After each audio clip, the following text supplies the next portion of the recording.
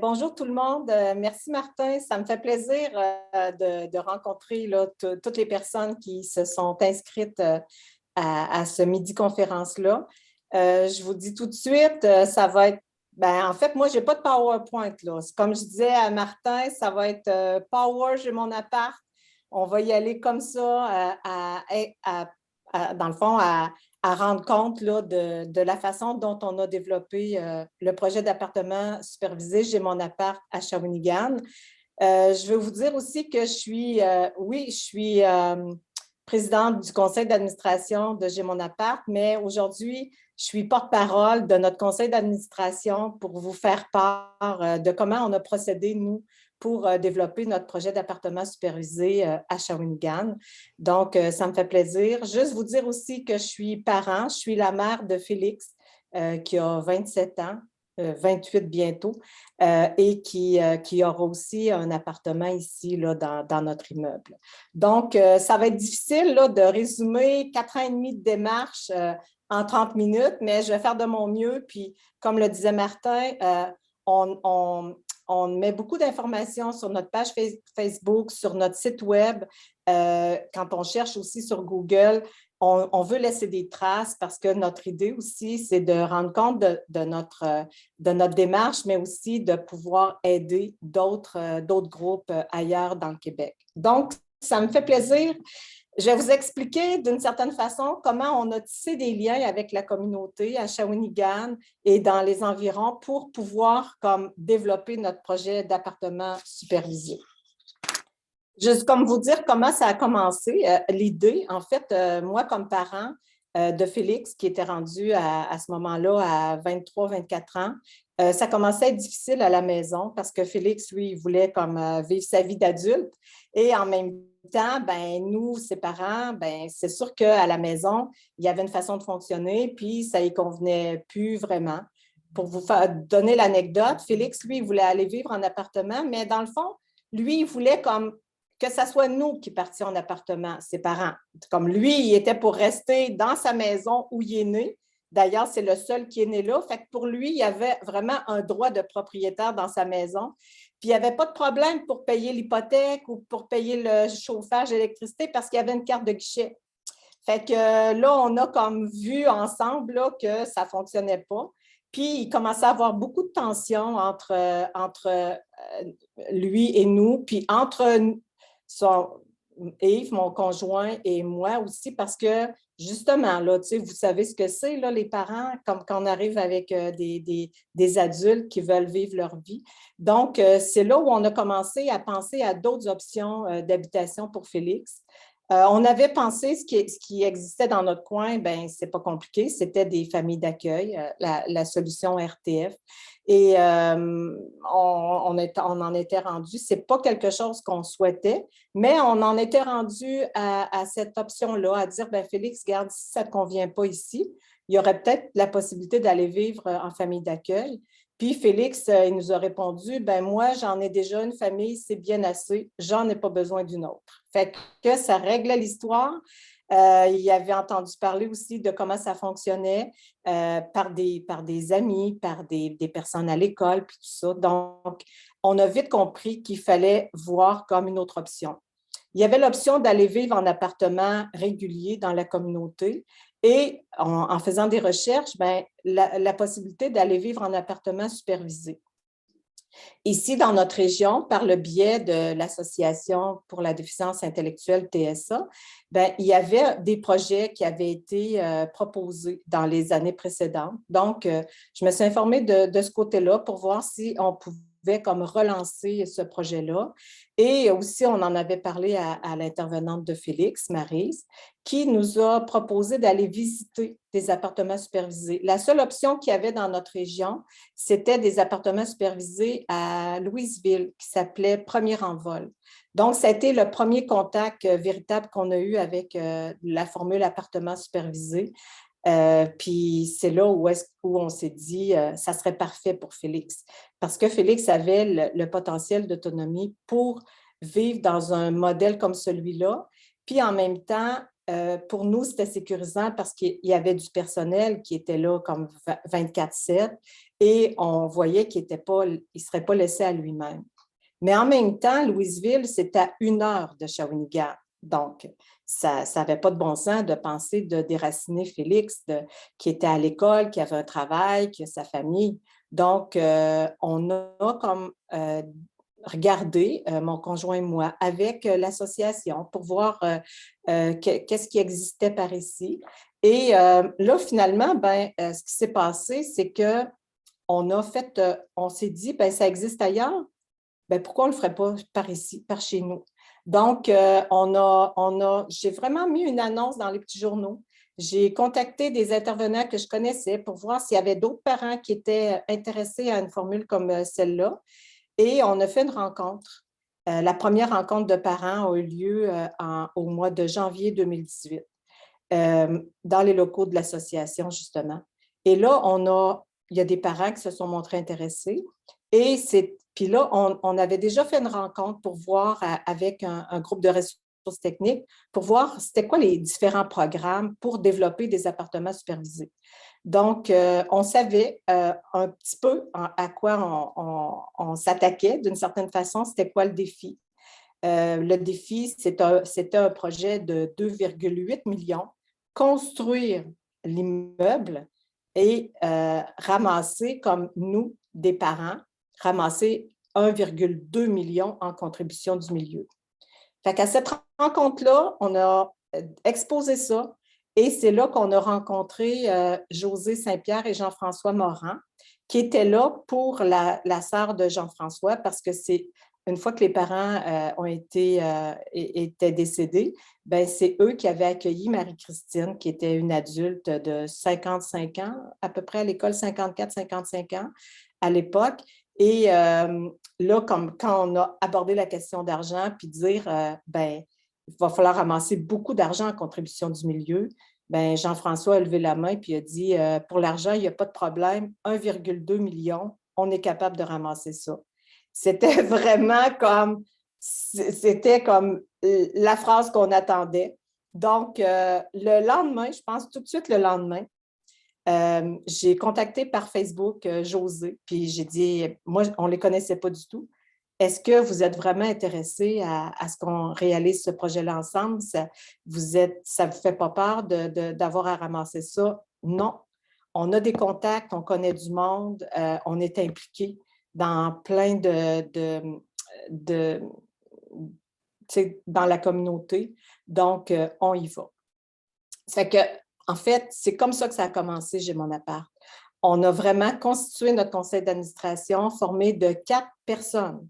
Nos lettres patentes, c'est tout ce qu'il faut pour se constituer en OBNL. Et notre défi, c'était vraiment de construire des appartements supervisés. Donc, on a rencontré un GRT, Sophie, avec qui on a travaillé.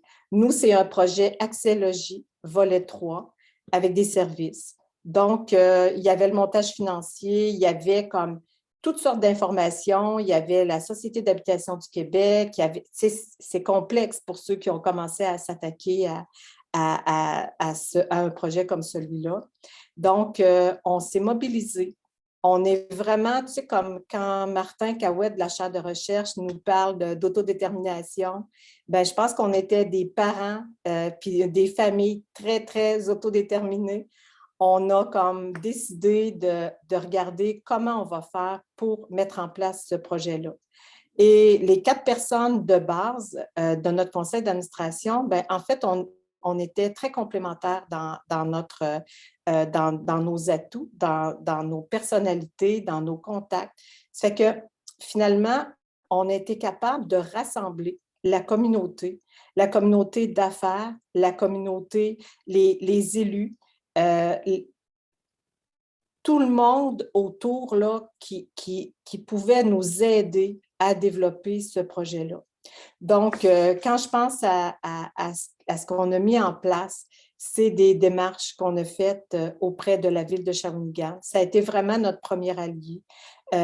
Présenter, tu sais, comme décrire, monter un document, présenter ce document-là, aller à la ville de Shawinigan pour voir comment ils pouvaient nous aider. Puis on arrivait vraiment là avec toute la détermination de parents qui croient à un projet comme celui-là. Puis aussi comme de dire nos personnes, nos adultes qui ont été à l'école, qui travaillent présentement, en fait, sont capables, ils ont un potentiel pour vivre en appartement supervisé et comment on va faire pour réaliser ce projet-là. Donc, la ville de Shawinigan, on a fait des rencontres aussi au niveau du CIUS, de notre CIUS MCQ. On est vraiment passé par, on a comme rencontré des équipes d'intervenants parce que c'est vraiment les intervenants qui travaillent avec nos enfants, nos adultes. Donc, est-ce que vous connaissez des personnes qui pourraient être intéressées à vivre en appartement supervisé? On est aussi allé au niveau des clubs sociaux. Jean-François, il fait partie des Chevaliers de Colomb. Donc, on s'est associé à des groupes comme ça qui étaient là pour nous aider. Le club de golf, des partenaires financiers, les députés provinciaux, députés fédéraux, le député fédéral, la Fondation La Canopée. Et ce qu'on a fait aussi, c'est qu'on est allé voir comment ça se passait dans d'autres régions. Il y a très peu d'appartements supervisés, mais on est en contact avec l'appart à moi à Saint-Hubert, avec Déphilogis Lanaudière à Joliette, qu'on est allé visiter, qu'on a appelé à plusieurs reprises, la Chacunière avec Gisèle et Robert. Donc, on a vraiment tissé des liens avec ce qui existe ailleurs et c'est devenu un projet important à Shawinigan, un projet qui avait beaucoup de visibilité parce que ce qu'on a fait aussi, c'est qu'on a mis vraiment nos personnes à l'avant-plan. Et ce n'est pas pour rien aujourd'hui que je porte fièrement le chandail avec notre logo parce que j'ai mon appart, le logo est devenu un symbole, je pourrais dire, de rassemblement dans notre communauté. On a développé ce projet-là en temps de pandémie. Il y a des gens qui nous demandaient, est-ce que vous allez faire des masques? OK, des masques. OK, José a mis là-dessus. On a fait des masques en tissu qu'on a vendus. On mettait les photos sur Facebook. C'est vraiment nous qui avons tout fait, mais avec des alliés dans le milieu. Et à un moment donné, on a comme agrandi notre conseil d'administration. Denis Lafrenière, qui était gestionnaire au CIUS dans l'équipe DI-TSA-DP, il s'est joint à nous pour qu'on soit capable là, de vraiment développer une expertise pour être capable, oui, de construire la bâtisse, mais en même temps aussi de penser aux services qui vont être offerts à nos personnes quand ils vont habiter leur logement. On a fait des partenariats avec l'UQTR, avec Martin Cahouette, qui est un chercheur réputé dans le domaine de la déficience intellectuelle TSA. Une chaire de recherche est née aussi au fil des ans. Donc, vraiment, pour être capable de tisser des liens, un peu comme si on avait tricoté tout ça, ce projet-là, en lien avec des différents partenaires. Aussi, au niveau de la population, dans Shawinigan, on est devenu visible par que ce soit l'emballage chez Maxi, que ce soit par la vente de porte-clés de J'ai mon appart. On a vendu plus de 1500 porte-clés de J'ai mon appart. Oui, tu sais, comme ça peut sembler comme marketing, mais en fait, c'était de mettre nos personnes à l'avant-plan. C'était de faire en sorte que ce projet-là, ça devienne quelque chose de tangible pour toute notre communauté. Donc, on a appris aussi à travers les différentes étapes du projet Axélogie qui avaient comme des volets qu'on devait respecter. C'était pas simple parce que plus le projet avançait, plus il fallait ramasser encore plus de contributions du milieu. Donc, il y a eu des partenariats monétaires, des partenariats non monétaires aussi. Il y a des gens qui pour tu sais, comme quand ça a été le temps de construire l'immeuble, d'avoir là, justement comme l'engagement définitif qui nous permet de construire l'immeuble puis nous permet d'aller en appel d'offres, ben, il y a, grâce au contact, grâce à la visibilité, grâce aux gens qui voulaient nous aider, ben, il y a eu l'arpenteur qui est venu arpenter le terrain que la ville nous avait donné. La ville nous a donné le terrain ici à Shawinigan pour construire l'immeuble. Donc, l'arpenteur, qui était un contact de Jean-François, a fait le tout gratuitement. Une notaire de grand-mère avec qui j'allais à l'école, qui nous a approchés et qui a dit, nous, on a le goût de faire quelque chose pour vous. Donc, qui nous fait les démarches, c'est tout ce qu'il faut faire au niveau légal, que c'est pro bono. Il y a des gens, des liens qu'on a tissés avec l'architecte, avec les ingénieurs, avec tout le monde finalement qui s'est approprié ce projet-là pour faire en sorte que nos personnes adultes puissent vraiment avoir des appartements supervisés qui font partie prenante de la communauté. On a des voisins ici qui passent à chaque jour puis qui voient, qui ont vu la bâtisse se construire parce que le chantier a commencé il y a 1 an, au mois de mars 2021.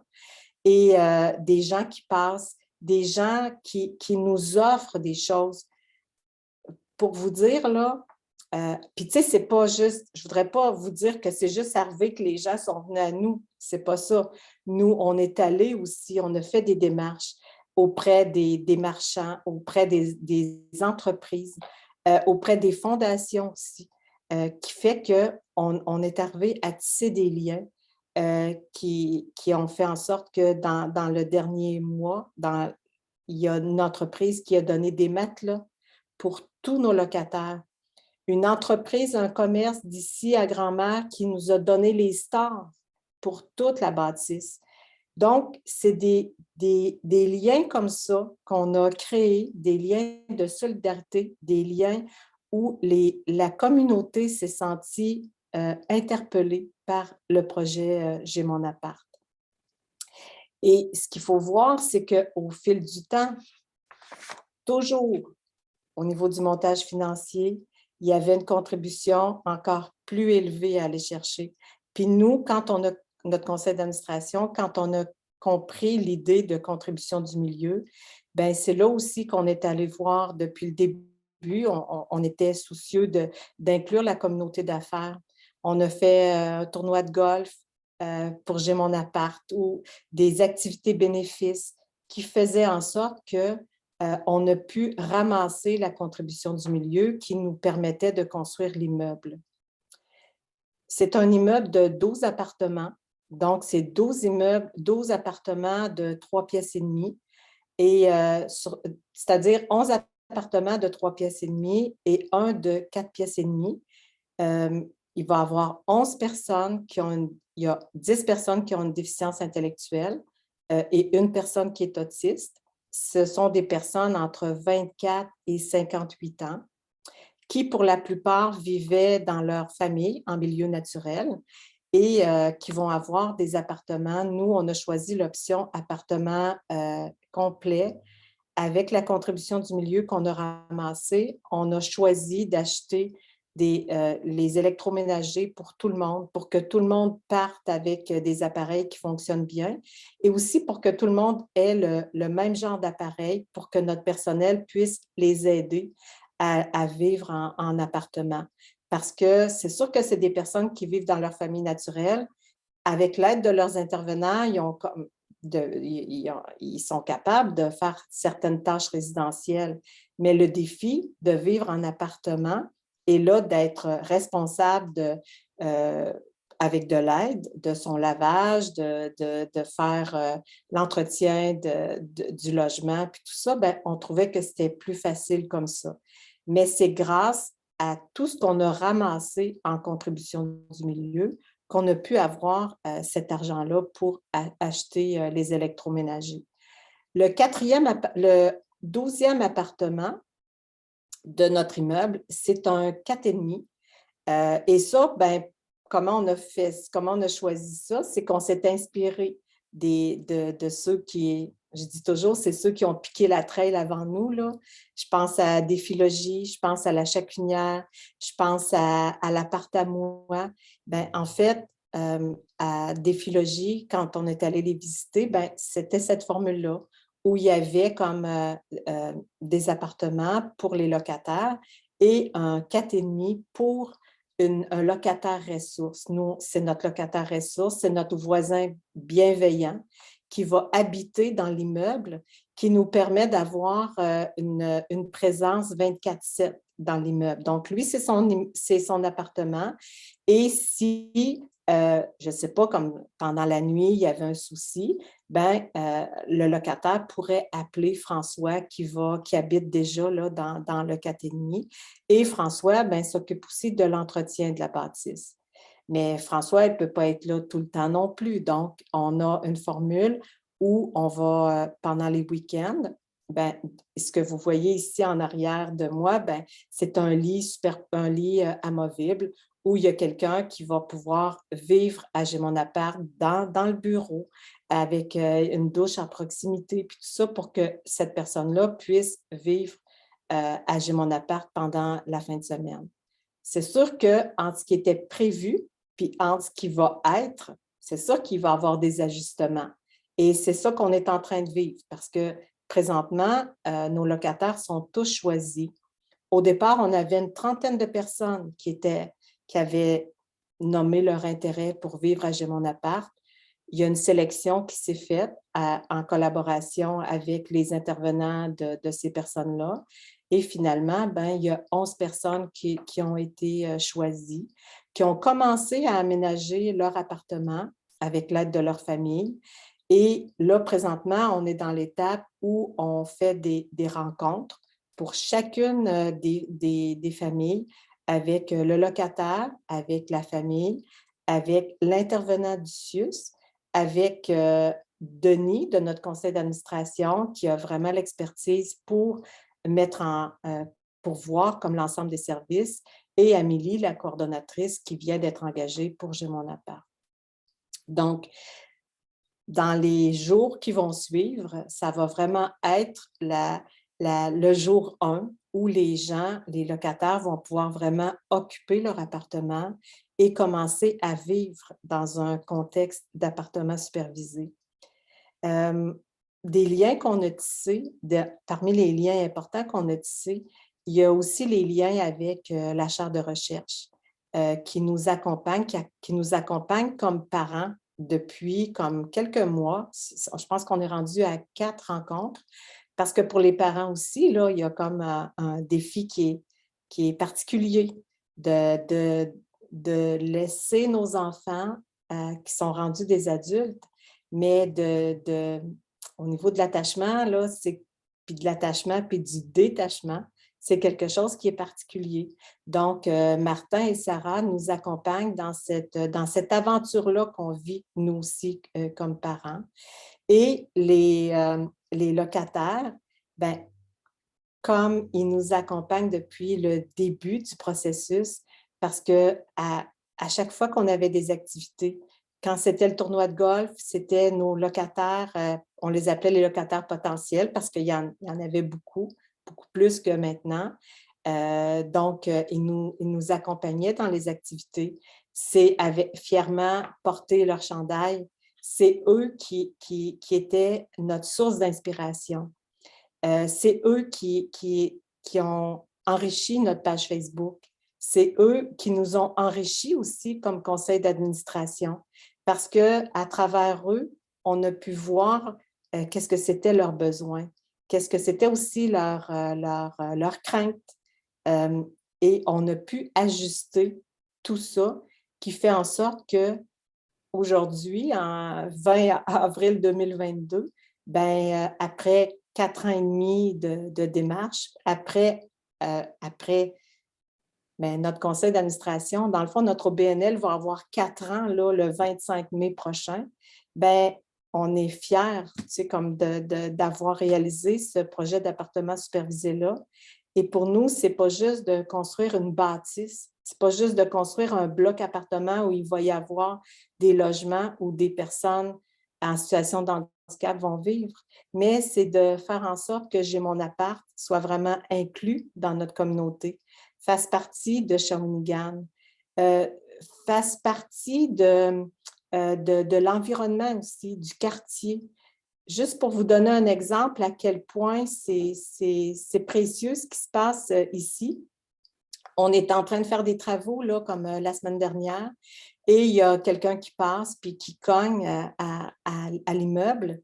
C'est le chauffeur d'autobus du transport adapté que moi, je ne connais pas, mais qui demande à me rencontrer pour me dire, ben moi, là, il y a deux des personnes que je voyage en transport adapté.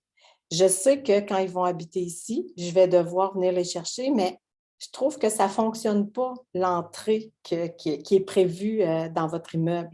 Ça fait plusieurs fois que je passe, puis je me dis, comment je vais faire pour venir les chercher? Bien, il n'y a pas de problème, on va regarder ça. Je suis sortie avec lui, puis lui, il faisait ça vraiment spontanément, là. Fait que je suis sortie avec lui, puis j'ai filmé, j'ai dit, amenez votre autobus, là, puis on va l'essayer. C'est sûr que l'architecte, lui, a fait de son mieux.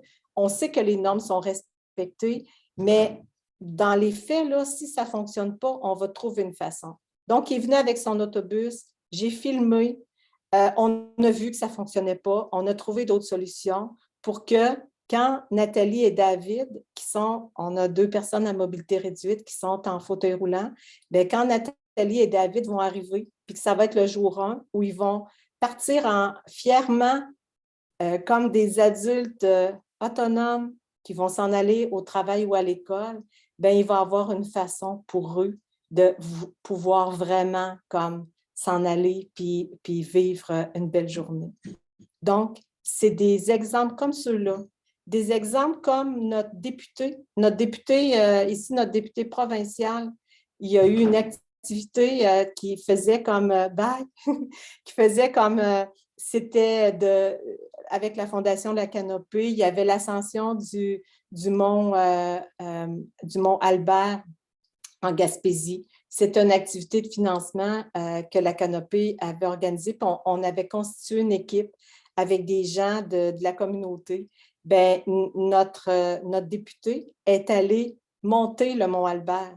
Donc ça, qu'est-ce que ça nous a permis? Bien, ça nous a permis d'être en contact encore plus intime avec quelqu'un du milieu politique. Ça nous a permis, ça, de développer des liens avec le ministre Carman, qu'on a rencontré et à qui on a fait part de toute la difficulté au niveau du financement. Parce que oui, on savait qu'il fallait ramasser de l'argent pour construire l'immeuble, mais c'est après, pour assurer la pérennité des services, comment on était pour faire pour les financer, les services. Parce qu'il n'y avait pas d'argent qui était, même si CIUS disait, oui, on appuie votre projet, mais il n'y avait pas d'argent pour offrir les services, pour payer notre personnel. Donc, on a fait des représentations politiques, on a rencontré le ministre Carman, on a, avec Martin Cahouette de la chaire de recherche, avec Denis, qui avait une expertise au niveau du CIUS, puis on a fait la démonstration que ça nous prenait du financement récurrent. Ce qui est arrivé dans, pas le dernier budget, mais le budget en début de pandémie. Donc, tout juste avant la pandémie. Donc, c'est avec beaucoup, je pourrais dire aujourd'hui, beaucoup de fierté que je vous parle de J'ai mon appart. Parce qu'on s'était dit, si ça existe ailleurs, si ça existe à Louisville, si ça existe à Montréal, pourquoi est-ce que ça ne pourrait pas exister à Shawinigan? Ça fait qu'on s'est dit, on va en construire un. Puis, on a été accompagnés pendant toute cette démarche-là. Donc, c'est beaucoup de fierté aujourd'hui que j'éprouve comme membre du conseil d'administration de J'ai mon appart. En même temps, beaucoup de reconnaissance pour tous ceux qui nous ont aidés. Il y en a plein. Il y a la pharmacienne du quartier qui est venue nous voir, qui nous a appelés plutôt, puis qui a dit, ben moi, j'aimerais ça offrir une trousse de départ à chacun de vos locataires. Imaginez ce que ça peut représenter. Bien, ça fait en sorte qu'elle nous a dit, on va venir les rencontrer, vos locataires. On va venir faire une petite soirée d'information pour eux, pour être capable de comment on prend bien soin de notre santé. Donc, beaucoup de reconnaissance à travers tous les gens qui nous ont aidés, autant au niveau politique qu'au niveau communautaire, le Centre d'action bénévole, autant au niveau des milieux de formation, de la population en général, beaucoup de reconnaissance, puis beaucoup de gratitude aussi, tu sais, comme pour avoir réussi. Puis ce qu'on souhaite, puis c'est pas juste un souhait, c'est pour ça que ça me fait plaisir aussi de vous parler. Je le sais qu'il y a des gens de partout dans le Québec qui veulent développer des projets comme celui-là pour leurs adultes. Parce que nos adultes qui sont allés à l'école, qui sont dans le milieu du travail, qui ont une espérance de vie de plus en plus longue, qui sont capables de vivre en appartement supervisé, bien, ils ont le droit à cette option d'habitation-là et c'est important que ça se développe. C'est important que ça se développe, mais ce que je veux dire aussi, c'est que ces 4 années-là ont été des années avec beaucoup d'efforts, beaucoup de démarches, beaucoup de travail, beaucoup d'amour aussi pour nos enfants, des liens qu'on a tissés, mais en même temps, je veux dire aussi que ce n'est pas possible que ce modèle-là, où un conseil d'administration de 5 personnes travaille avec détermination, avec dévouement, avec intensité pour aller chercher autant d'argent. Parce que notre conseil d'administration a ramassé en monétaire et non monétaire l'équivalent de 1,9 million sur un projet de 4,5 millions. Bien, ça n'a pas de bon sens non plus de demander ça à des parents de faire ça. Parce qu'il faut avoir la disponibilité, il faut avoir l'intérêt, il faut avoir les ressources. Et c'est ça qui fait que je trouve ça important qu'on puisse se mobiliser. C'est la petite partie politique, là, mais qu'on puisse se mobiliser, qu'on puisse sensibiliser aussi toute la population, puis au niveau politique, pour que nos adultes qui ont le potentiel d'autonomie pour aller vivre en appartement supervisé aient cette possibilité-là. Donc, je sais qu'il y a des parents ailleurs au Québec qui souhaitent développer des projets comme celui-là. Nous, on fait partie aussi de notre conseil d'administration. La démarche a été documentée pendant les 4 dernières années et on travaille présentement avec la chaire de recherche autodétermination et handicap pour être capable de voir comment on a fait les choses, pour pouvoir comme exporter la démarche.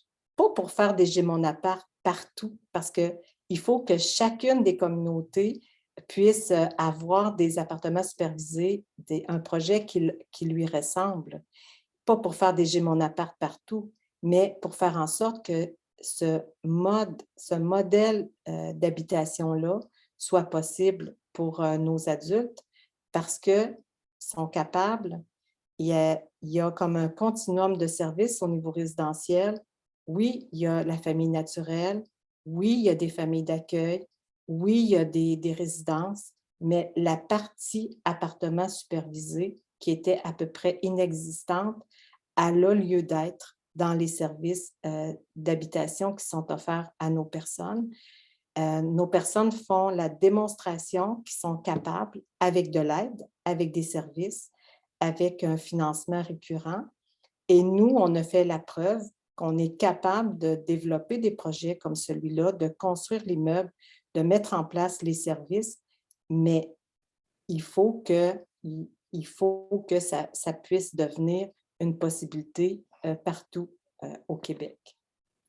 Donc, voilà, je n'avais pas de PowerPoint, je pouvais juste vous parler avec mon cœur, avec toute la fierté que j'éprouve là, comme qu'on puisse avoir réussi ça. Sur notre page Facebook, sur notre site web, on essaie d'enrichir le plus possible, de laisser des traces pour que quand vous avez besoin d'informations, vous puissiez aller à ces endroits-là. Et bien, ça sera la période de questions. C'est sûr que c'est court, là, mais on va essayer de ramasser ça pour donner le plus d'informations possible.